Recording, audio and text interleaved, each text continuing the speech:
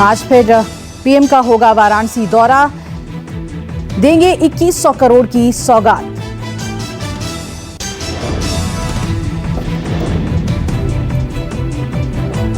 बाबा की नगरी में होंगे प्रधानमंत्री नरेंद्र मोदी, कारिक गांव में अमूल प्लांट का करेंगे शिलान्यास।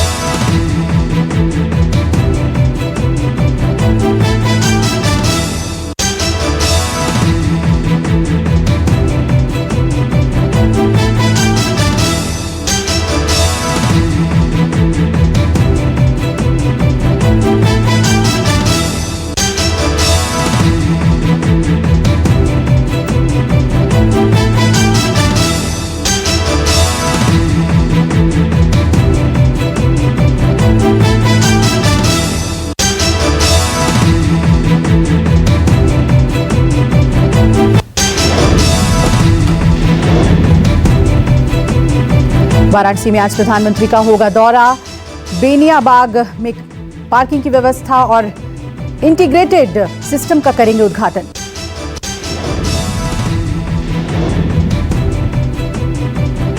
दोपहर 12 बजे वाराणसी में प्रधानमंत्री का होगा आगमन, साथ ही सड़क मार्ग से पहुंचेंगे कारिक गांव।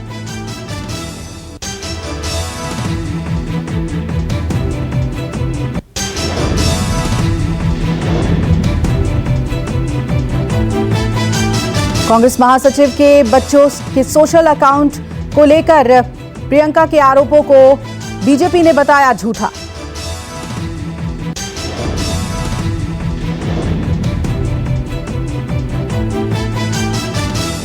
हैक नहीं हुए सोशल मीडिया अकाउंट, जांच में हुआ खुलासा। कांग्रेस नेता के आरोप को बीजेपी ने बताया गलत।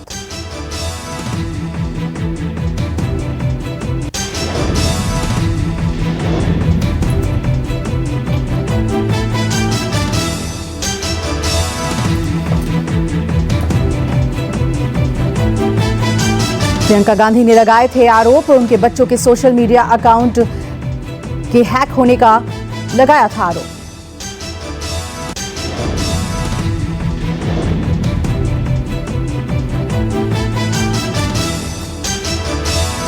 सपा अध्यक्ष अखिलेश यादव की कोरोना रिपोर्ट नेगेटिव, सीएम योगी ने अखिलेश से फोन पर बात कर उनका हालचाल लिया। अखिलेश यादव की पत्नी डिंपल और बेटी के कोविड पॉजिटिव आने के बाद जांच, सीएम योगी ने यादव परिवार के जल्द स्वस्थ होने की कामना की।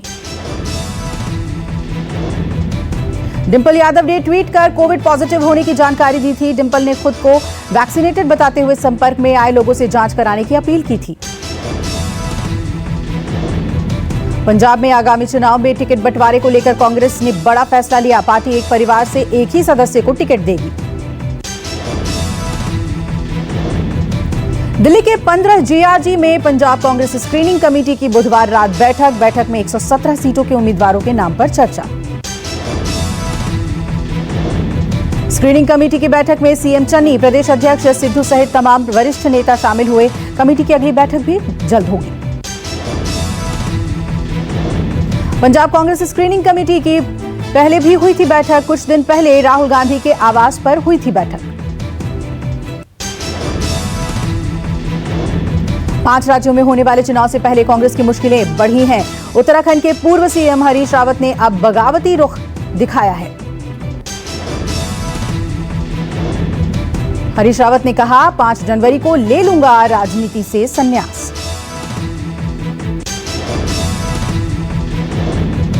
हरीश रावत ने ट्वीट के जरिए पार्टी नेतृत्व और दूसरे नेताओं पर हमला किया। रावत ने कहा कि जिनके आदेश पर मुझे तैरना था, उनके ही नुमाइंदों ने मेरे हाथ पैर बांध रखे हैं। उत्तराखंड में सत्ता वापसी के लिए जूझ रही कांग्रेस को हरीश की नाराजगी भारी पड़ सकती है। रावत समर्थकों का कहना है कि वो जल्द कोई बड़ा ऐलान करेंगे। पंजाब के पूर्व प्रभारी रहे हरीश रावत की नाराजगी पर कैप्टन अमरिंदर सिंह ने चुटकी ली है। पंजाब लोक कांग्रेस अध्यक्ष ने तंज कसते हुए कहा कि जो बोओगे वही ना काटोगे। पंजाब में हरीश रावत सक्रिय थे। कैप्टन अमरिंदर और सिद्धू की तनातनी को सुलझाने की हरीश रावत ने की थी कई नाकाम कोशिशें। उत्तराखंड बीजेपी के नेता तीरथ सिंह रावत का तंज। पंजाब में कांग्रेस के हालात से हरीश रावत ने कुछ सीखा। तीरथ सिंह रावत का तंज। जिस तरीके से दर्द बयां कर रहे हैं हरीश रावत, मुझे लगता है उन्हें करना चाहिए आराम।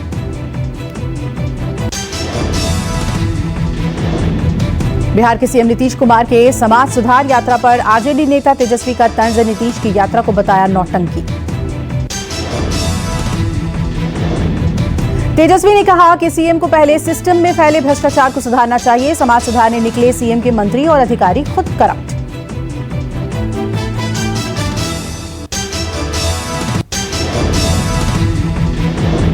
यूपी के अलीगढ़ में आज सपा आरएलडी की संयुक्त रैली। पूर्व प्रधानमंत्री चौधरी चरण सिंह की जयंती के मौके पर अखिलेश जयंत एक मंच से हुंकार भरेंगे।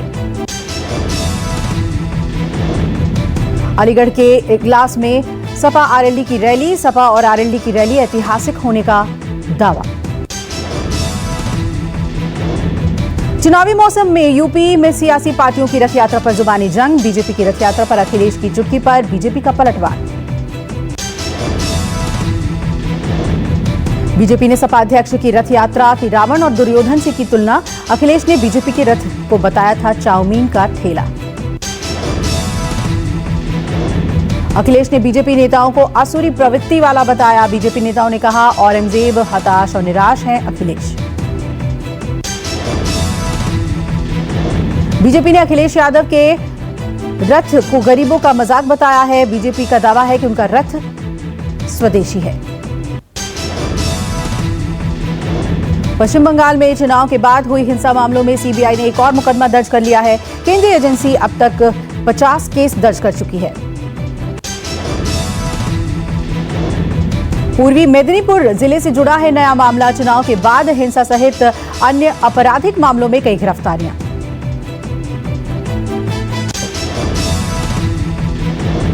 नया केस जन्मजय दलाई नाम से शख्स की हत्या से जुड़ा है। 30 मार्च 2021 को अगवा कर बेरहमी से की गई थी हत्या। देश के 5वें प्रधानमंत्री और किसान नेता चौधरी चरण सिंह की आज 119वीं जयंती है। दिल्ली सहित कई जगहों पर विशेष कार्यक्रम आयोजित। दिल्ली स्थित किसान घाट पर पहुंचेंगे किसान नेता राकेश टिकैत। दिवंगत किसान नेता चौधरी चरण सिंह को श्रद्धांजलि अर्पित करेंगे। यूपी में टीईटी परीक्षा की नई तारीखों का ऐलान हो गया है। प्रदेश में टीईटी की परीक्षा 23 जनवरी को होगी। परीक्षा की पहली पाली सुबह 10 बजे से 12:30 बजे तक, जबकि दूसरी पाली की परीक्षा दोपहर 2:30 बजे से शाम 5 बजे तक होगी। टीईटी की प्राथमिक स्तर की परीक्षा में 12,91,000 परीक्षार्थी, उच्च प्राथमिक स्तर की परीक्षा में 8,73,000 परीक्षार्थी होंगे शामिल।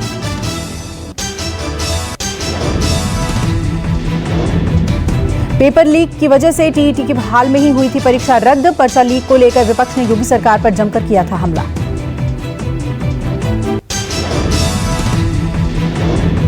देश में ओमिक्रॉन वेरिएंट के मरीजों का आंकड़ा 254 तक पहुंच गया है। बुधवार को 5 राज्यों में नए वेरिएंट के 28 नए मामले सामने आए। बुधवार को केरल, गुजरात में 9 मरीज मिले। वहीं राजस्थान में 4, पश्चिम बंगाल, हरियाणा में 2 और आंध्र प्रदेश, उत्तराखंड में 1 केस मिला। पीएम मोदी कोरोना के नए वेरिएंट के हालात पर आज अहम बैठक करेंगे। बैठक में ओमिक्रॉन और कोरोना के मौजूदा हालात पर चर्चा होगी। दिल्ली में सीएम केजरीवाल ने भी आज अहम बैठक बुलाई। मुख्यमंत्री ओमिक्रॉन वेरिएंट से निपटने की तैयारियों का जायजा लेंगे। देश में कोरोना के बढ़ते केस को लेकर राहुल गांधी ने एक बार फिर केंद्र पर निशाना साधा। कांग्रेस नेता ने सवाल किया कि देश में वैक्सीन का बूस्टर डोज कब शुरू होगा। दिल्ली सरकार ने ओमिक्रॉन के खतरे को लेकर बड़ा फैसला लिया है। सरकार ने क्रिसमस और न्यू ईयर की पार्टी पर रोक लगा दी है। रेस्टोरेंट और बार 50% कैपेसिटी के साथ खुलेंगे। शादी विवाह में अधिकतम 200 लोगों की इजाजत होगी।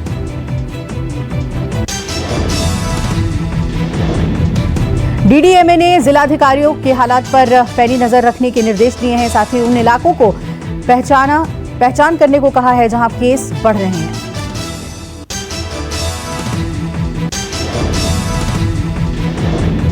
देश में ओमिक्रॉन के खतरे के बीच कोरोना केस भी बढ़ने लगे हैं। बुधवार को देश में कोविड के 6,317 नए केस आए।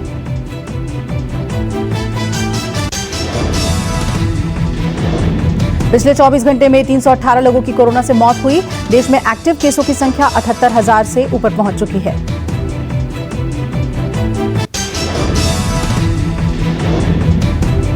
दिल्ली में कोरोना के बुधवार को 125 मरीज सामने आए और राजधानी में लगभग 6 महीने के बाद कोविड के इतने केस सामने आए हैं।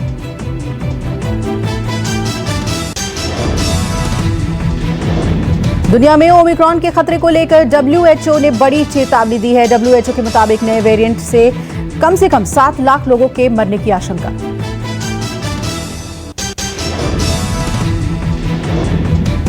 ओमिक्रॉन के केस पिछले 5 दिनों में ही दोगुने। नया वेरिएंट यूरोप में 53 में से 38 देशों में फैल चुका है। बुधवार को ब्रिटेन में कोरोना के 1 लाख से ज्यादा केस सामने आए। दिसंबर के अंत तक फ्रांस में रोजाना 1 लाख मरीजों के आने की आशंका। ओमिक्रॉन के बढ़ते कहर के बीच कई देशों में सख्ती शुरू हो गई है। चीनी राष्ट्रपति शी जिनपिंग के गृहनगर शियान में कंप्लीट लॉकडाउन लगाया गया। सिंगापुर सरकार ने किया ट्रैवल बैन। आज से अगले साल 20 जनवरी तक नई टिकट जारी करने पर रोक। अमेरिका में बढ़ते ओमिक्रॉन पर राष्ट्रपति जो बाइडेन ने की वैक्सीन की वकालत। कहा टीकाकरण नहीं हुआ तो मरने का ज्यादा है खतरा। बाइडेन ने कहा कि अगर आपको दोनों टीके लग गए हैं और आपने बूस्टर डोज ले लिया है तो आप सुरक्षित हैं। ब्रिटेन में क्रिसमस पर नहीं लगेगा लॉकडाउन। पीएम बोरिस जॉनसन ने कहा सावधानी के साथ मनाएं क्रिसमस। इजरायल में लगेगी कोरोना वैक्सीन की 4थी डोज। कोरोना की 5वीं लहर के बाद फैसला। कई देशों में अब भी वैक्सीन की किल्लत। उत्तर भारत में भीषण सर्दी जारी। दिल्ली में पोल्यूशन और ठंड की दोहरी मार। जम्मू कश्मीर में माइनस में तापमान पहुंचा। उत्तराखंड हिमाचल प्रदेश में 0 से नीचे गया पारा। कड़ाके की ठंड से ठिठुरा पूरा छत्तीसगढ़। अगले 3 दिन राहत के आसार नहीं। दिल्ली में आज से मिल सकती है थोड़ी राहत। यूपी में घरों में दुबके लोग। कुछ जिलों में स्कूल भी बंद। कश्मीर घाटी में ठंड का अटैक। सोनमर्ग नीलगराठ इलाके में ग्रामीणों ने किया पलायन।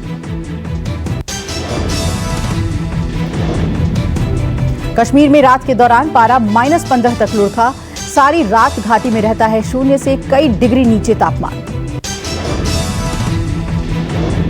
श्रीनगर से करीब 100 किलोमीटर की दूर सोनमर्ग इलाके में ठंड का भीषण कहर। 0 से -15 तक पहुंचा पारा।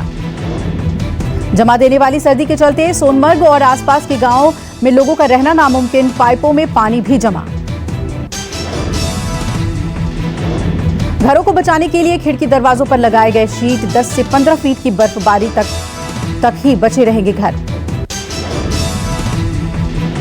पर्यटकों से भरे रहने वाले सोनमर्ग में पसरा सन्नाटा। दुकानों में शटर डाउन। होटलों पर लगा ताला। कश्मीर के सबसे ठंडे दिनों की शुरुआत में ही कहर। तेज बहने वाली सिंध नदी का पानी भी जमना शुरू।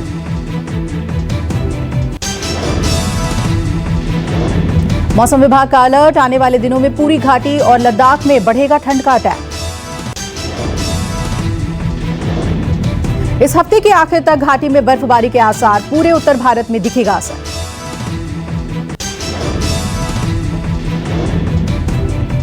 ठंड में स्थानीय लोगों के लिए मुश्किलों का पहाड़, कुछ पर्यटक सोनमर्ग घूमने के लिए पहुंचे।